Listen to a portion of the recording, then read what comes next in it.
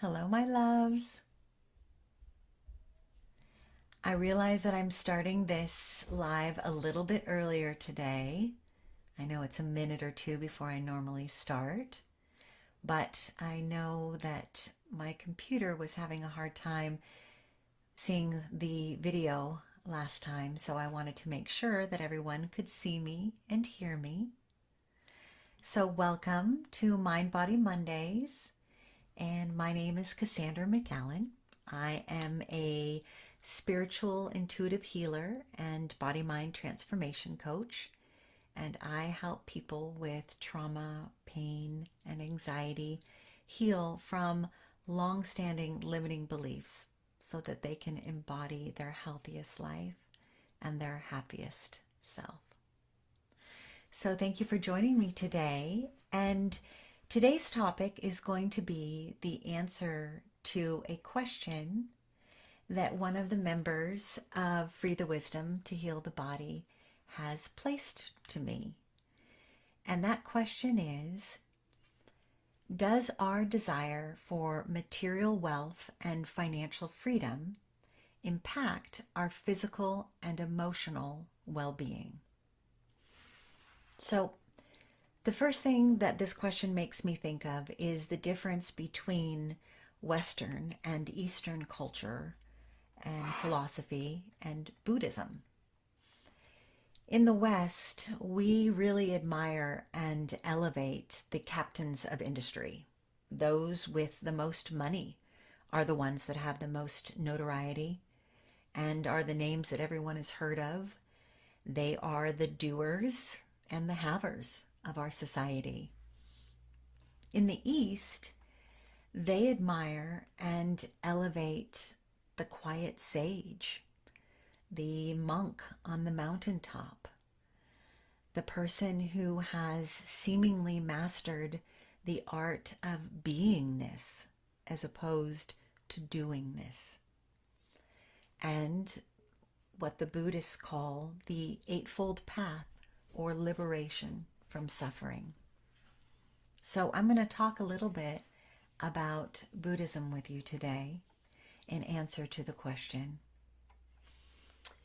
In Buddhism, desire and ignorance lie at the root of suffering. And by desire, Buddhists refer to craving pleasure, material goods, and immortality, all of which are wants that can never be satisfied, and as a result, desiring them can only bring suffering. There are four noble truths that are central to Buddhist philosophy, and please love me while I try not to mangle the Sanskrit of these words. The first is dukkha, which means life is suffering. The second is samadaya, the origin of suffering, which is attachment to desire. The third is nirodha, the end of suffering, which is the end of attachment to desire. And the fourth is magga, the Eightfold Path, which is the path to liberation from suffering. So the Buddha believed that most suffering is caused by a tendency to crave or desire things. Now, a person could crave a fine meal, a new car, a nice holiday, to make a lot of money, etc. Buddhism teaches that through being dissatisfied with their lives and craving things, that people suffer. And there are three kinds of suffering, or dukkhas, that make up our lives. The first is the suffering of pain, and that could be emotional, mental, or physical. The second is the suffering of change, and this refers to the impermanence and suffering of clinging to experience. And the third is the suffering of conditionality, and this is the suffering of existence that is caused by the unsatisfactoriness that arises simply by existing. The first type of suffering, or dukkha, mental, emotional, and physical, is pretty easy to understand and honestly the one that I've devoted my life to try to minimize and even in some cases eradicate for people. It is the pain that we live with day to day. Some we can ignore and push away. However, other types of pain can seem to take us over until we're not only in pain, but we're suffering. And it reminds me of the Buddhist quote, "Pain is inevitable, suffering is optional." Or something that Abraham Hicks said, which is, "It is possible to be in pain and still have a positive emotion." However, sometimes it's really hard, especially if it's mental or emotional pain. If our minds are filled with anxiety or anger or depression, it can be tremendously hard to stay in a place of positivity. The second type of suffering, or dukkha, I have a personal story that I feel really perfectly exemplifies this. So I was on what I would consider to be a once-in-a-lifetime weekend vacation. I was staying at the Ritz-Carlton in Half Moon Bay, and it was a type of fancy that I have never before or since experienced. Outside of our hotel room, we had a private deck that was overlooking these beautiful green hills with the background of these cliffs leading into the ocean. And we were sitting outside drinking wine while the sky ran red, orange, and golden. Just brilliant hues as the sun began to sink below the water. And as the sun sank, a Scotsman, my people, in full regalia, stood on the hill beside us, and beautifully playing bagpipes, he piped down the sun. I started crying, and my partner asked me why, and I couldn't explain it at the time. I thought it was because I was overwhelmed with the beauty of the experience. But after the sunset, I realized that it was actually the suffering of impermanence and clinging to experience. I was mourning the loss of the experience while I was immersed in it. I couldn't fully enjoy the beauty because I was too sad that it wouldn't last. And I felt that I would never experience the totality of its like ever again. Now, the third type of suffering, or dukkha, I feel personally most strongly when I ruminate on all of those that we see around us that are unhoused.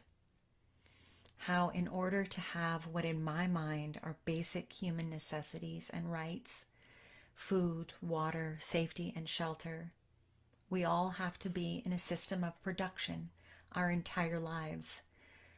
A cog in the wheel of service and commerce that make up what we call a civilized life. And the suffering that those that can no longer perform in the way required due to age, infirmity, disability, mental health, addiction, whatever, they can no longer make enough money to stay on the wheel. So they fall off and they get crushed beneath it or left aside. And that is the suffering of conditionality, or existence caused by all the conditions that are required to simply exist. So, how do we find the cessation of suffering, nirodha? Well, the Buddha taught that the way to extinguish desire, which causes suffering, is to liberate ourselves from attachment. And that is the third noble truth, the possibility of liberation. The Buddha was a living example that this is possible in a human lifetime. So to answer the question that was posed to me, does our desire for material wealth and financial freedom impact our physical and emotional well-being? I would say that it does. I would say that living in a culture that is inspired by acquisition and influence very often creates a desire within us to have what we do not, especially when we're inundated with stories and images of people that do have what we want. And I think about the increase of teenage girls that commit acts of self-harm through direct action or through denial of their basic needs, caused in a large part by the overwhelming nature of social media and its portrayal of unrealistic perfection and lives that aren't really true. I think that perhaps Buddha was right, that the origin of suffering is attachment to something we do not have or are not. The phrase, "you only suffer to the extent of your attachment to outcome," is a Buddhist quote that I think and comes to mind. So, what do? Well, in Buddhist teachings, equanimity or peace of mind is achieved by detaching oneself from the cycle of craving that produces dukkha, suffering. So by achieving a mental state where you can detach from all the passions, needs, and wants of life, you can free yourself and achieve a state of transcendent bliss and well-being. But how realistic is that? Sometimes I would just love to sit on my mountaintop with my mat and my bowl, and I'm certain that in a continued state of Zen, I could much more easily relieve myself of passion, need, and desires. However, let's be honest, if you're a mom with a crying toddler at 2 a.m., a past due mortgage, and health problems, I would say that desire is on the forefront of your mind. Desire for healing, help, and financial abundance. A Buddhist might say that you need to simply recognize the desire without judging it, and that you can contemplate wanting to get rid of it because you feel guilty about having it, but still just lay it aside. And then when you see it as it is, recognizing that it's just desire, you're no longer attached to it. Well, I would say that for me, what I do is I try to ask myself if something is a want or a need. Many times I make my wants into needs when they really aren't. I don't really need a new car or a pint of Ben & Jerry's or even a pain-free life. All I really need is food, water, safety, and shelter. And everything else is probably a want, and maybe a strong want, but still a want. And then when I do that, I realize that I'm not being deprived of anything, and that I'm not deserving of anything more than my needs being met, which they undoubtedly always will be, because I'm incredibly blessed. So, since it's a want, not a need, then I know it is the pull of desire I'm feeling. Desire for a firmer body, desire for a fuller bank account, desire for peace. And in that understanding, I can more closely release attachment to the outcome. And when I do that, then I am releasing desire, so I do not have to suffer to have it unfulfilled. So I hope that answers that question.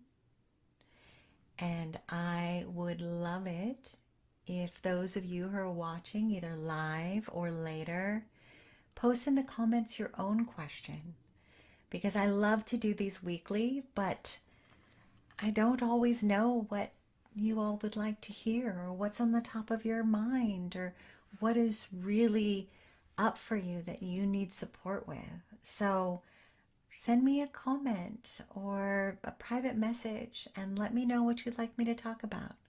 And next week, next Monday, I'll share it with you. So as always, thank you for coming. I love you. And I hope you take care of yourself for me. And now I will go and see if there's any comments for today. You are amazing and make such a difference. Thank you so much for helping with all the pains. Thank you. Thank you so much for this beautiful response to the question. I will work on looking at needs versus wants. Yeah, that's how I do it. Recognizing the difference. Question, how do you be clear on what is the difference between want and need? Well, like I mentioned, for me, a need is something that keeps me alive. And perhaps I could also add, which I didn't, love. To feel loved and to have others to love. Because one of the reasons that I know that my needs will always be met is because I am blessed enough to have people in my life that would never let me suffer without, even if I could no longer, due to mental infirmity or disability or age or anything else, be productive enough to care for myself. I have people that love me and I know they would. So that's what I would add to food, water, shelter, and safety. Janice said, thank you. Oh, thank you. It's nice to see you on here again. Susan says, I want for others. Yes, I do too. But even that can lead to suffering, because if we immerse ourselves in the belief that other people are suffering, then we can suffer on their behalf. And what we're really just asked to do is be grateful and content with what we have, because an attachment to desire leads to suffering. Maggie said, hello, lovely. Hello. All right, well, it looks like that's all my questions for today. So please leave me another question. Working on gratitude. Yes, me too. Every day. Every day, an attitude of gratitude makes everything better. And it also helps us recognize that we have everything we need. A peaceful mind is underrated. Being at peace is the most important thing in my life. And I think in all of our lives. Thank you for joining me. I'm casandramacalan, and I will hopefully see you here next Monday, and hopefully I will have some more questions to answer.